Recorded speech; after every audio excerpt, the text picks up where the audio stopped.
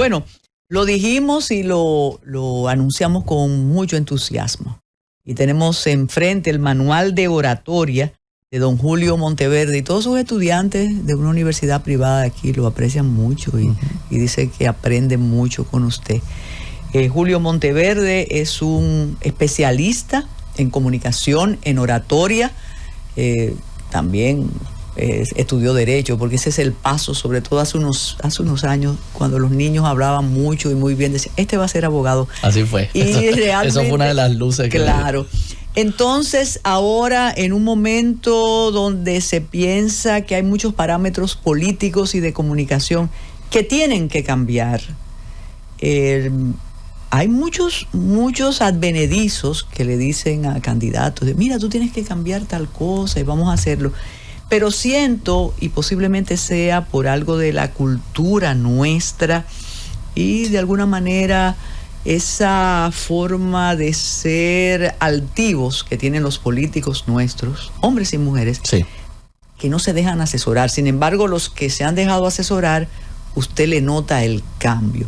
¿Qué piensa usted, y bienvenido, Julio, de los políticos de la región y las asesorías, cuando hay tantos especialistas como usted que finalmente saben armar candidaturas y saben armar personas que les puede ir muy bien? Adelante. Muchísimas gracias por la invitación y muchísimas gracias por el reconocimiento. Reciba el libro como una muestra también de admiración, porque también estuve revisando un poquito quién usted era y Reina de belleza.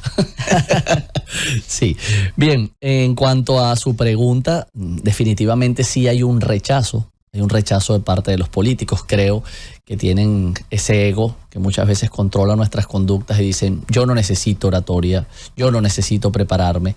Y resulta que quizás si echamos la vista unos 20 años atrás no era tan importante.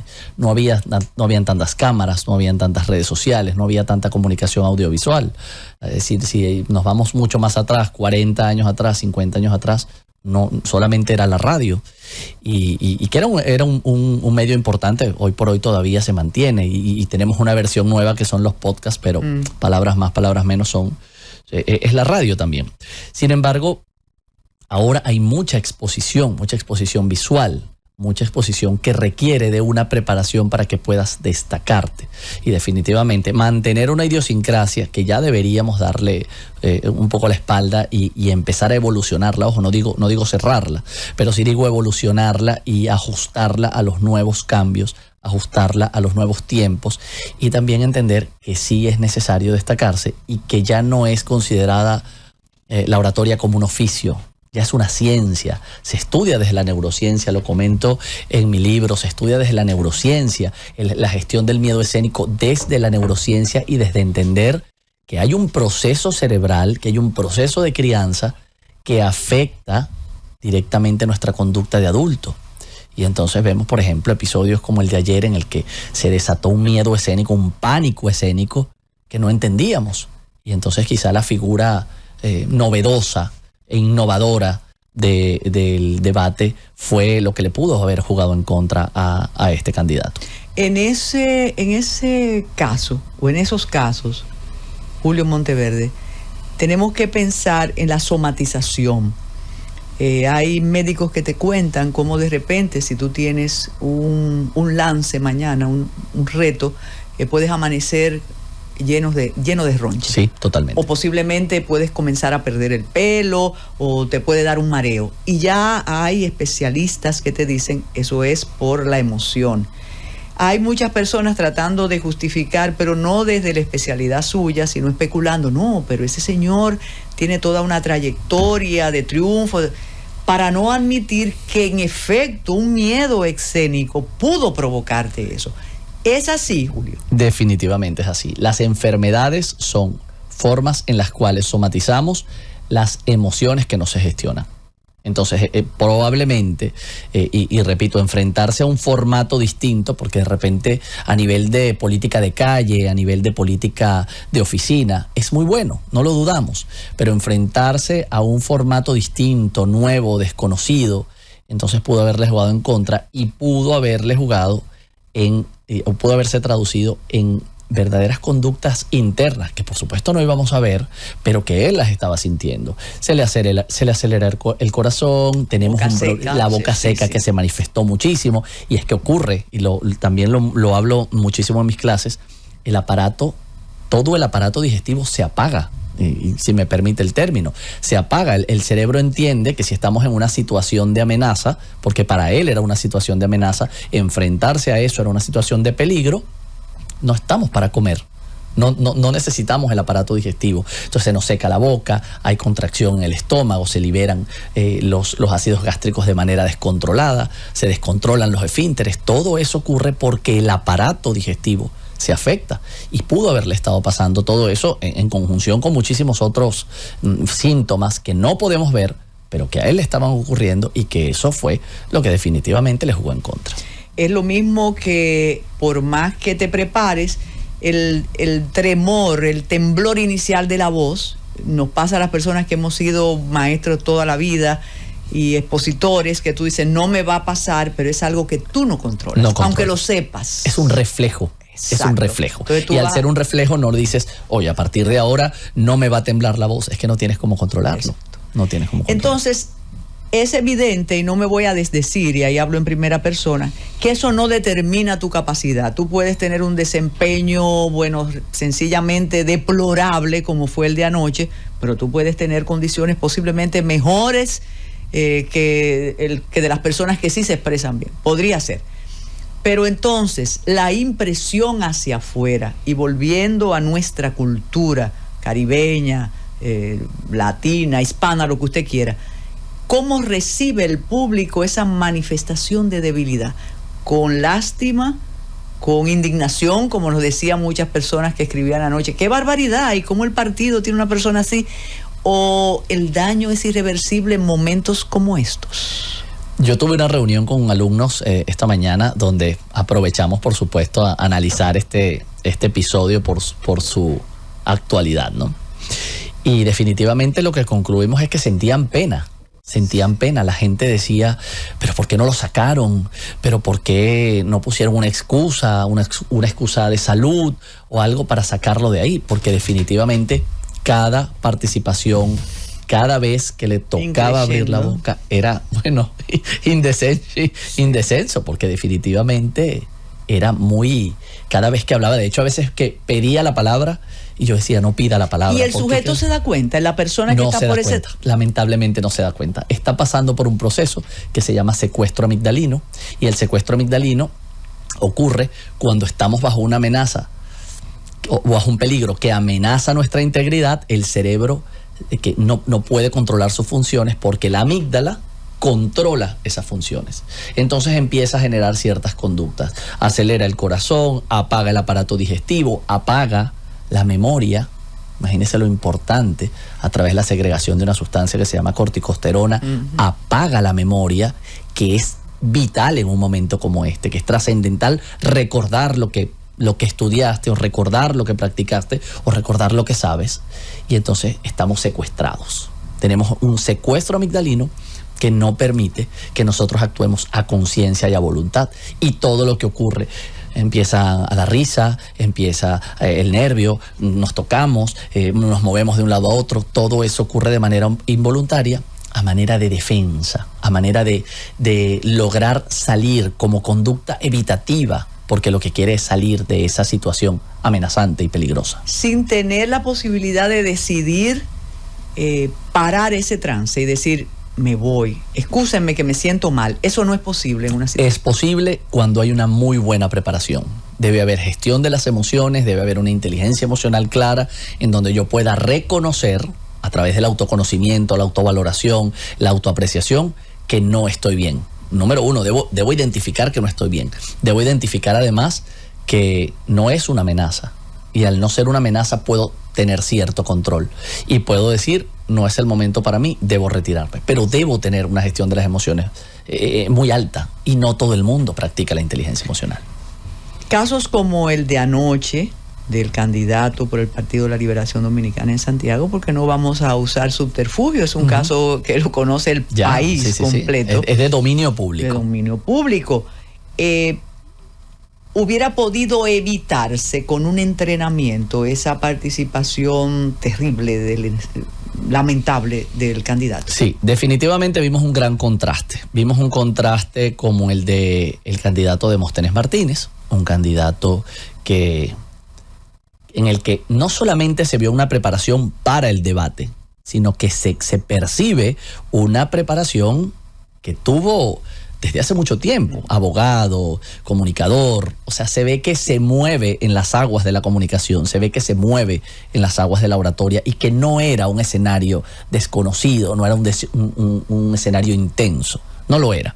Entonces, en ese caso, cuando te preparas, cuando estudias, cuando preparas táctica y estrategia para un evento como este, entonces eso repercute en tu seguridad. Y no te sientes en amenaza. Cuando cualquier candidato, cualquier persona se prepara y aumenta sus niveles de seguridad, entonces ya no siente que es una amenaza. Yo siempre pongo el ejemplo en mis clases, la primera vez que manejamos un vehículo, todo es nuevo, todo es peligroso, a todo le tenemos miedo. Luego tenemos ya 20, 30 años conduciendo y ya hacemos miles de cosas al mismo tiempo, hablamos por el teléfono, comemos, discutimos, hablamos todo al mismo tiempo y mientras conducimos. Entonces, prepararse implica que ya le mandemos el mensaje al cerebro de no está ocurriendo nada malo, no hay una amenaza, no te preocupes. Y el miedo no aparece. El miedo simplemente dice, no, yo no tengo que proteger a este cuerpo, yo no tengo que proteger la integridad de esta persona porque definitivamente no está siendo amenazada. Demóstenes, además de todos los reconocimientos que se le han hecho, manejó el tiempo de una manera que uno pensaba, no puede ser. Es correcto, sí. Perfecto. Él ha sido el gran triunfador. Definitivamente. Sin lugar a dudas. Y ayuda, y ese es otro tema, pero todavía, ayuda a la presencia, sí. La forma de vestir, los gestos. No voy a ir por el asunto de la juventud, de eso no. Porque pueden existir personas con una edad mayor que se sepan manejar muy bien para no acudir a aquello de Nixon y de Kennedy. Pero Demóstenes, lo que pasa es que ya usted conoce nuestro país y si seguimos insistiendo en uno de los ganadores van a decir es que estás con ese partido. No, todo lo contrario, todo lo contrario. Exacto. Estamos siendo totalmente imparciales. Y ojalá nos permitieran seguir siendo así en este asunto. Mire, hay algo, pienso, y su experiencia me puede desmentir, que los políticos y sobre todo quienes ya están en relación con el poder, presidentes o candidatos a la presidencia o a la senaduría, a las diputaciones y demás, se sienten diferentes. Entonces ellos no van a contratar a Julio Monteverde para que ese señor me diga cómo moverme, cómo manejarme, cómo recortarme el pelo. Sin embargo, los jefes de Estado de los grandes países sí tienen un asesor de imagen, sí tienen un entrenamiento que después de un tiempo escriben sus memorias y nos dicen cómo los enseñaban hasta caminar. Nosotros tenemos aquí ejemplos y si usted recuerda el candidato Abinader y lo compara con el presidente Abinader, totalmente es obvio que él se ha llevado a pie juntillas de todo lo que le han dicho. Lo ha hecho, hasta ha cambiado su forma de expresar y demás. ¿Usted cree que hay algo de eso, Julio? Que el machismo y el poder impide que usted se siente en una butaca frente a un Chávez, frente a un... Bueno, Bolsonaro era el propio, él se cree así, ahí no es ese, no. Claro, ahí sí no. Bukele es su propio y le diga, mira, tú debes hacer esto o lo otro. Pero hay dos casos interesantes. Bukele tiene un asesor. Aparte del mismo, que además tiene un talento innato, tiene una crianza importante, porque su papá era una persona, era un líder en el área privada. Bukele tiene su asesor. Bukele tuvo el mismo asesor que tuvo Luis Abinader. Es la misma persona. Lo que pasa es que Luis Abinader no lo tomó, no empezó a tiempo. Luis Abinader decidió, y ojo, más imparcial que yo en la política dominicana, porque es que ninguno de los dos partidos, porque ni siquiera voto en este país, ¿no? El tema con Luis Abinader fue que fue tarde cuando tomó la decisión. no le jugó en contra, no estuvo mal, pero pudo haber sido y pudo haber tenido mucha mejor aceptación, mucho mejor desempeño si hubiese sido antes de su candidatura. Luis Abinader gana por un asunto coyuntural y posterior a eso es que dice, ok, ya estoy arriba, me toca prepararme. Pero vemos por ejemplo, Donald Trump. Donald Trump tiene todos los asesores del mundo para poder ser lo que es, hasta las cosas malas que él hace o buenas que él hace, están asesoradas. Y un dato muy curioso, cuando yo decido buscar a qué país irme, cuando me decido ir de Venezuela, empiezo a indagar qué países son buenos en oratoria. Y uno de los grandes oradores que prepararon al presidente Chávez en oratoria, no soy del gobierno oficialista de mi país, todo lo contrario, pero uno de los grandes preparadores de Chávez es dominicano. Y tiene un libro en República Dominicana que me dijeron... Estuvo aquí donde está usted. Y es un gran maestro. Sí. Entonces yo decía, ¿por qué si tenemos una tradición donde él va a preparar a un líder como Chávez, a un orador como Chávez, que independientemente de su tintura política, era un gran orador? Porque entonces en la República Dominicana no creen en el proyecto del orador, no creen que sea necesario. Yo he asesorado a muchos políticos a nivel de oratoria que son jóvenes y todos son menores de 30 años, porque esa regeneración de relevo sí está tomando en cuenta el concepto de oratoria como un arma. Sí está tomando el concepto de oratoria como un elemento importante para poder generar una respuesta de parte del electorado, de parte de los votantes. Pero es una generación que todavía está en ascenso. Una persona como Guillermo ayer, una persona como Collante, no creen en eso, no creen en esa herramienta como un arma para poder vencer. Y definitivamente vimos en el debate entre el candidato Omar Fernández y el candidato Guillermo, la preparación de Omar.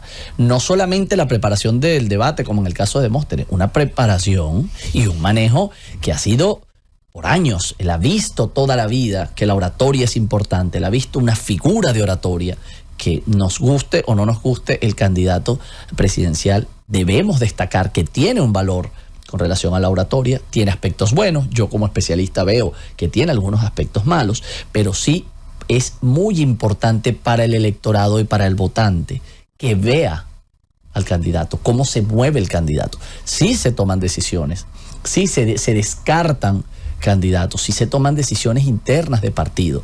Eso que pasó el día de ayer va a tener una repercusión en el partido con relación a ese candidato. Claro. Porque se pierde la credibilidad. Hay un elemento que se llama ethos de la persuasión, de la oratoria antigua, que habla de la credibilidad. Y en el momento que la credibilidad se pierde, en el momento que te conviertes en la burla de un país, no puedes ser un dirigente político. No puedes ser un dirigente que proponga leyes para poder dirigir un país. Es contundente lo que usted ha dicho. Mire, y hablando del debate de los aspirantes en el distrito, es evidente que sí, por la misma formación jurídica de ambos, hay dos escuelas. Sí. Es muy evidente y una cerrazón a que alguien me diga lo que yo debo hacer. Sin embargo, noté, y sé que usted con sus estudiantes pueden verificarlo, que el candidato, independiente no, el nuevo candidato del partido oficial ha cambiado hasta el peinado. Sí. Lo cambió el peinado, o sea que ahí Mauricio le ha dicho, tienes que hacer algunas cosas, otras no creo que lo vaya a hacer, pero es importante, y lo que usted dice, esas crisis se hacen dentro de los partidos también, porque te dicen, Julio, pero tú fuiste que escogiste a este. Y a propósito de Bukele, a mí me correspondió estar en su primera campaña en El Salvador y me llamaba la atención la forma como él llegaba a las reuniones, y ahí me dijeron, todo eso es establecido.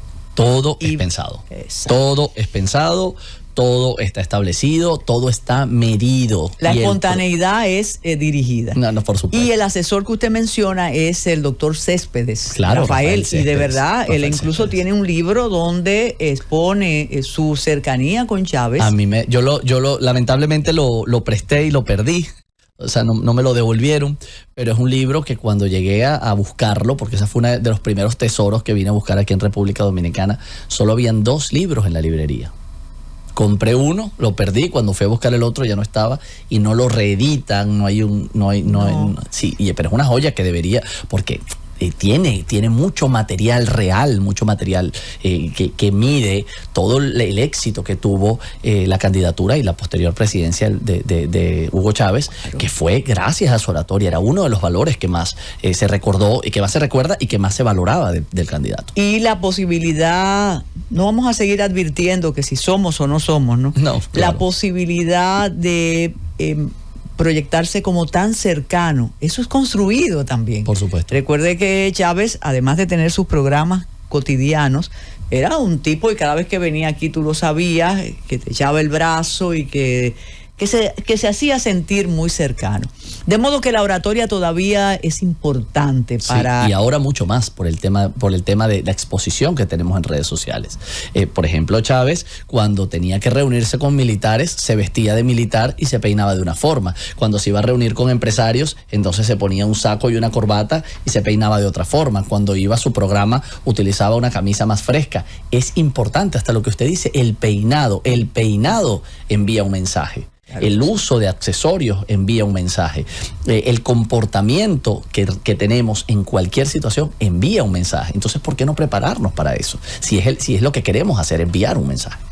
Y hablando de mensajes, yo recuerdo de una figura regional que pensábamos inconmovible, que es la figura del comandante Fidel Castro. Cuando empezaron a transformarse algunos parámetros de esa revolución, vimos a Fidel con chaqueta, con traje. Con trajes que no pensamos que era algo que nunca que asistiera a una cumbre con un traje. Exacto, y él se lo puso. Tenemos que hacer una pausa y sí, les voy a comentar todos los piropos a Monteverde y continuamos con el tema del momento, el debate y el desempeño, que además hay implícita otra estrategia, Julio. Estamos hablando del debate más que de los problemas nacionales. Claro. Y eso es un respiro para el régimen. Y no solamente eso, se vio y pude evaluarlo en las publicidades que hay. Las publicidades de los candidatos que tuvieron éxito anoche se dispararon en redes sociales y en las calles.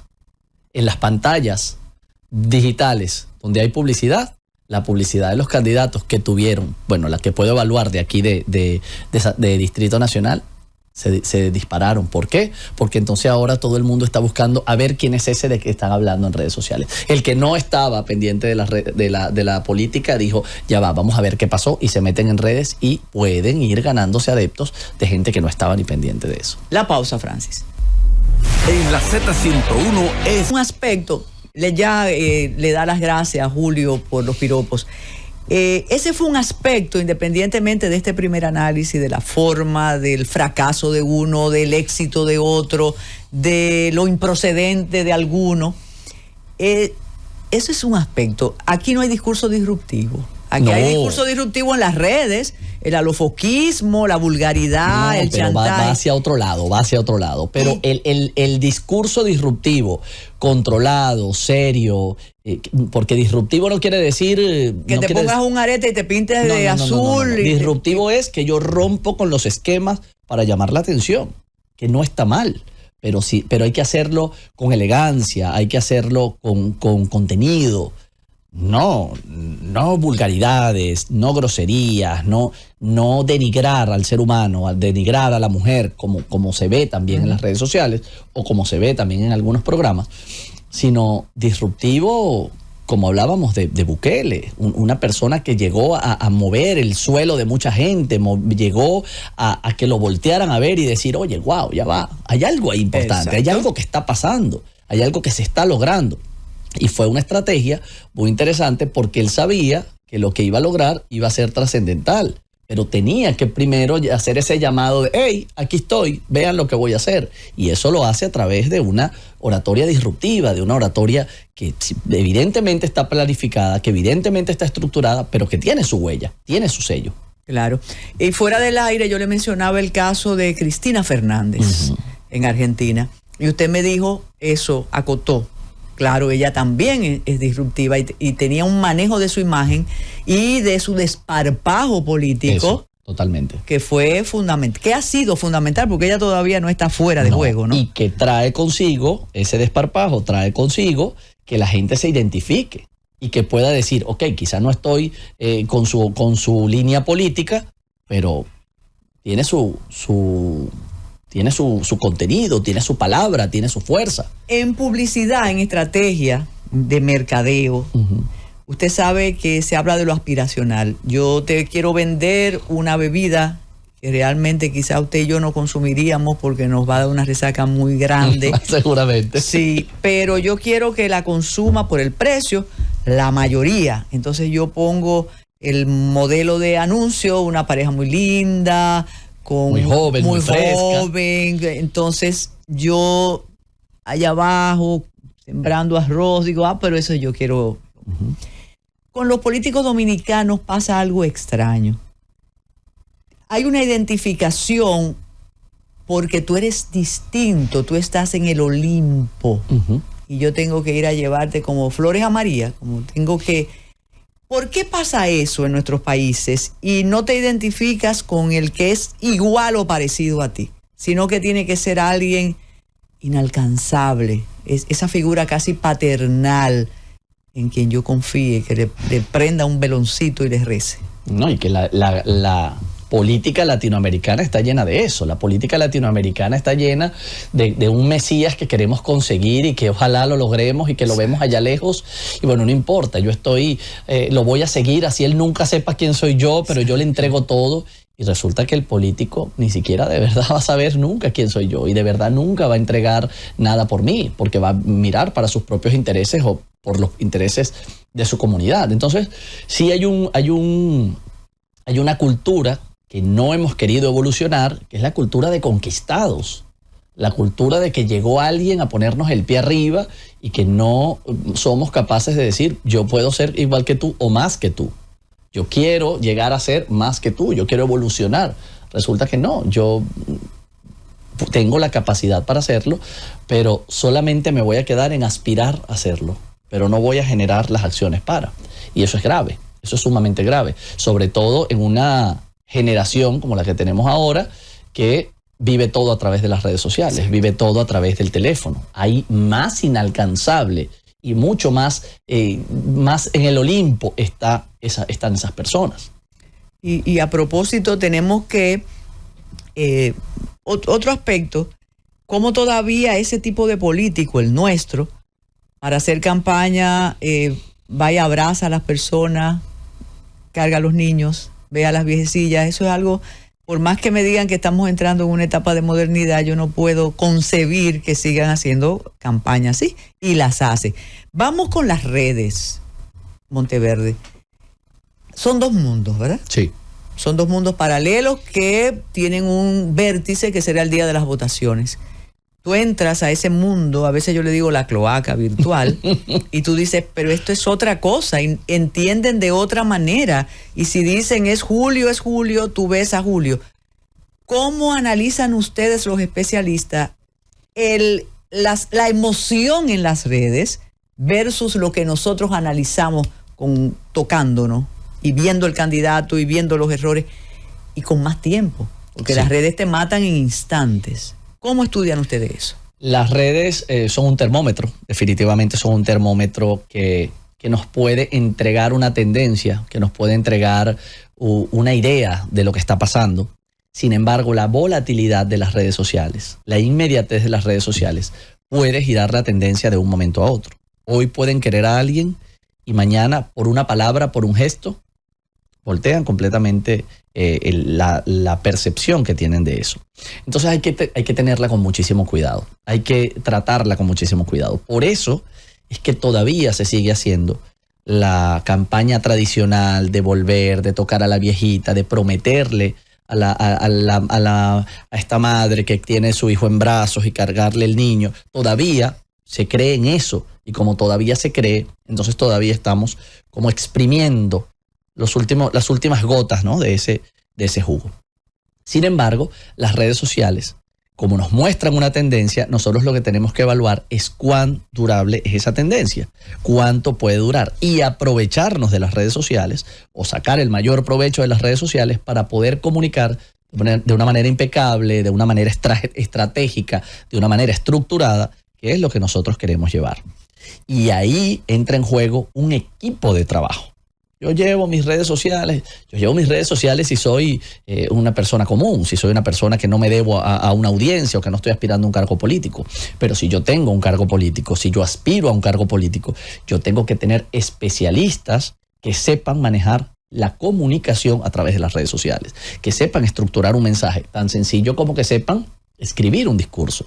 Porque no hay un discurso escrito en redes sociales, no hay un discurso en el que yo diga, mira, vamos a mandar este mensaje, vamos a escribir esta frase, vamos a comunicar tal o determinada conducta. Desde la ropa que se ponen, los colores que utilizan, incluso la foto inocente que suben, todo eso requiere de una preparación y requiere de un equipo que esté alineado con los objetivos del partido y con los objetivos del candidato. Porque no podemos soslayar el uno u otro. Si no estamos alineados, entonces ocurre que tengo que callar mis propios principios porque, bueno, son los principios del partido y me toca callarme. Y ahí estamos traicionando nuestra propia ética. Y ahí sí hay un problema importante. De manera implícita creo que usted me ha respondido algo, porque cuando hablamos de las redes, pensamos que no hay responsable tras las redes. No, claro que lo hay. Pero no es que yo dije... algo que era tendencia esta mañana, se lo comió con yuca. Uh-huh. Pero no es que a mí se me ocurre, son equipos. Sí. Y son bots que hay también. Entonces eso no es ingenuo. Para nada. Ni casual. Para nada. ¿no? Y en ese debate, por ejemplo, el del Distrito Nacional, que me gusta mucho esa frase de ustedes los dominicanos, se lo comió con yuca. La gente de Omar, el equipo de Omar, preparó esa yuca y se lo comió, o sea, se lo preparó para hacerlo. Definitivamente O sea, no es que a mí se me ocurrió y lo tiro. No, para nada.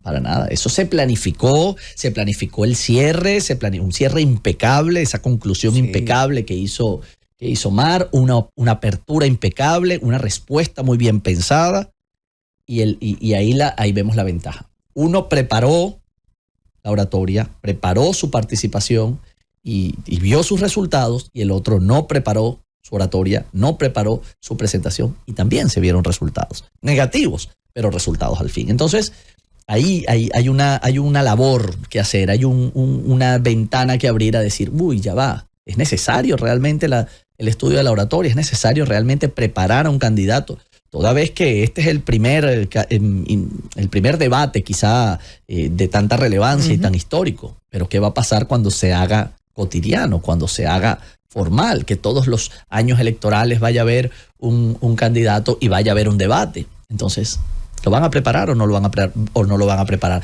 ¿Van a seguir confiando en que van a caminar por una acera y van a prometer que van a tapar un hueco, o van a prometer que van a arreglar una calle, van a prometer que van a pintar una pared?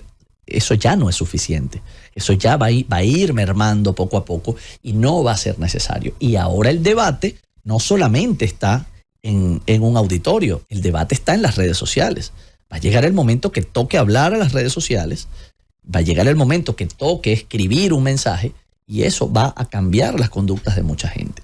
Hay muchos presidentes que legislan, que gobiernan, a través de Twitter. Uh-huh. Vemos un candidato como Milei, vemos un candidato como Bukele, que escribe un mensaje a través de Twitter y cambia tendencias mundiales. Y hay alzas de petróleo a través de un tweet. Entonces, y eso es un aspecto. ¿Cómo logra aquel concepto weberiano de la manipulación, de la alienación colectiva a través de las redes? Totalmente. Que a veces tú dices, no, a mí no me van a manipular, pero tú entras por ahí y ves un coro y dices, qué difícil. ¿Cómo vas en contra de esa vorágine que te está llevando? No hay forma de frenar. Y entran todos los sectores sociales. Mire, se nos queda un aspecto fundamental, porque yo sé que los dos nos hemos referido como a la oratoria y al universo masculino. Hicimos la mención pasajera de Cristina Fernández, pero ¿y las mujeres qué? ¿Qué debemos hacer las mujeres cuando vamos a un debate? ¿Qué controlamos? Vestuario, voz, oratoria. Ya nos ponemos en plan de víctima. ¿Qué hacemos? Sí, depende de lo que quieras vender. Eso es un aspecto muy importante porque si vemos y citamos a Kirchner, ella no vende plan de víctima, ella no vende un plan que sea sumiso, ¿no? Sí, sin embargo, tiene mucho poder a nivel de comunicación. ¿Qué tenemos que hacer? Primero, definir un objetivo. Eso es un punto sumamente importante. Definir el objetivo que me va a permitir establecer las estrategias para poder comunicar lo que quiero comunicar. ¿Cómo me quiero ver? Mira, yo me quiero ver maternal. Bien. Yo me quiero ver agresiva. Bien. Yo me quiero ver gerente. Todo va a depender de cuál es mi objetivo. Y desde la ropa que yo voy a utilizar para verme gerente, para verme agresiva o para verme madre, igual va a servir porque tengo un objetivo definido. Desde la ropa hasta el mensaje, hasta el gesto, hasta la forma en que yo miro, hasta la forma en que me peino. Todo eso tiene injerencia en esa carta que yo voy a presentarle al mundo en un debate, y lo vamos a ver hoy con las candidatas a vicepresidenta, que no entiendo tampoco por qué. Yo no entendí porque eso. No entendemos por qué. Es como un receso que nos dio Ángel, ¿no? Yo creo que es parte del espectáculo. Yo creo que es parte de un show muy bien montado, y debo recalcar de Ángel su impecable preparación del evento, lo internacional que se vio. O sea, se vio de muy alto nivel, sobre todo a nivel de los periodistas, de los conductores del evento. El escenario, la infraestructura, la puesta en escena estuvo muy bien. Me parece que esto fue como vamos a darle un poquito más de largas al evento, sí. Vamos a darle un poquito más de largas al show para poder, de alguna forma facturar, de alguna forma tener ese rédito económico que también forma parte de este proceso, porque entendamos o no, sepamos o no, esto es un espectáculo que tiene una injerencia económica. Y ya luego al final, entonces el debate que todos estamos esperando. Entonces siento que se era como calentando motores. Pongo uno inicial, que es el de senadores, que por supuesto era importante y era el primero, y es como esa gran apertura. Luego bajo un poco. El intermedio. Para comprar palomitas. Donde salgo, y en ese interludio yo, salgo, voy al baño y tal. No lo va a ver tanta gente, lo vamos a ver en las mediciones, pero el día de mañana entonces ya hay un pico alto en ese rating. Sí, y hay algo, pero eso no le toca a usted, sino para esa mayoría que, debate. Señores, esto es dirigido por los grupos corporativos del país, por favor. Y por eso, ojo, había muchos temas que cada uno de los participantes trataba de eludir, porque no le va a decir a los posibles patrocinadores lo que piensan de determinados cambios y de hay líneas ahí. Exacto. Así como se escogió, y lo hablábamos al principio. Se escogió el orden, se escogieron los temas, y se escogió también las líneas a seguir. Esto no lo puedes decir, esto sí lo puedes decir.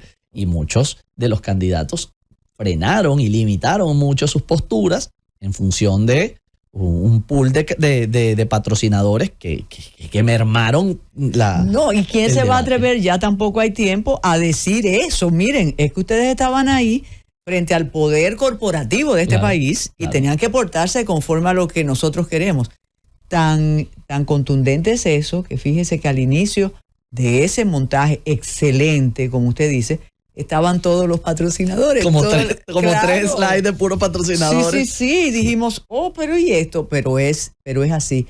De modo que, hay una pregunta cuando hicimos el cambio.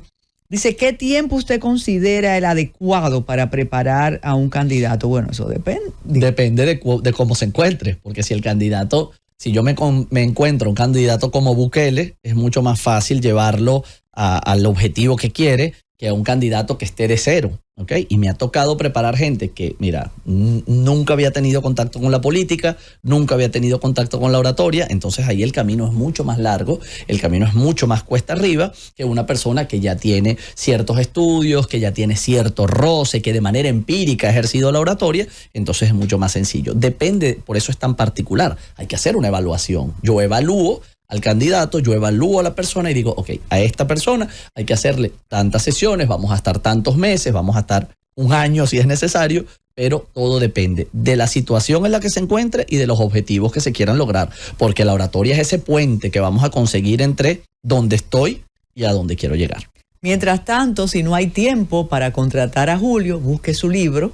Y ahí puede, sí, también puede conseguir. Manual de Oratoria, el volumen 1. Y algo que no podemos, y ya llegó el gobierno que estábamos esperando, es cuando decimos oratoria, no solo es que debemos pronunciar discursos. La oratoria también es esto. Es importante porque ahí dice, me frustro, no sería capaz de hablar 5 minutos, pero sí de conversar de tú a tú. Claro. Y eso se enseña. Claro, se enseña a hablar y para convencer, mira, la oratoria, para que mi hijo suelte la tablet, porque tiene todo el día jugando con la tablet y hacerle entender y persuadirlo para que entienda que tiene que hacer la tarea. Eso es oratoria. Que yo tengo que conversar con mis vecinos para poder llegar a un acuerdo por un lugar común que tenemos en mi residencial. Eso es oratoria. La oratoria es para todos los escenarios. Siempre lo digo en mis cursos y lo digo en mi libro. Si nosotros hablamos el 76% del día, ¿por qué no lo vamos a hacer bien? ¿Por qué no nos vamos a preparar para poder hablar? Entonces es importante hacerlo. Y para intentar persuadir. Muchísimas gracias. De verdad que sí, valoramos su tiempo y su disposición. Y ustedes quédense ahí, que llegó el gobierno que estábamos esperando. Y mañana, 24 de abril, fecha importante, nos vemos de nuevo. Gracias.